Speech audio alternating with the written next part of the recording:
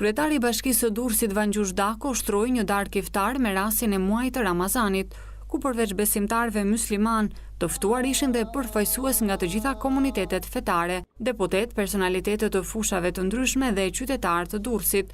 Në këtë iftar që ushtrua në sheshin përpara xhamisë së Durrësit, kryebashkiaku Vangjush Dako theksoi se muaji i madhërueshëm i Ramazanit na kujton të gjithëve forcën e shenjtë të sakrificës dhe durimit, dritën e virtytit dhe vlerave njerëzore. Kanë sakrifikuar në këto ditë të nxehta të beharit dhe jam i sigurt që Zoti do t'ia shpërblej, do t'i plotësoj dëshirat dhe nevojat që ata kanë për këtë sakrificë që ata bëjnë. Përfitoj nga rasti të falenderoj dhe t'i uroj gëzuar muajin e madhëshëm të Ramazanit çdo qytetar durrësak, çdo familje durrësake.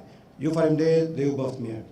Kryetari i Bashkisë së Durrësit Vangjush Dako deklaroi gjithashtu se një nga vlerat tona më të mëdha në shoqëri dhe si komb është bashkëjetesa mes komuniteteve të ndryshme fetare dhe toleranca shembullore mes tyre.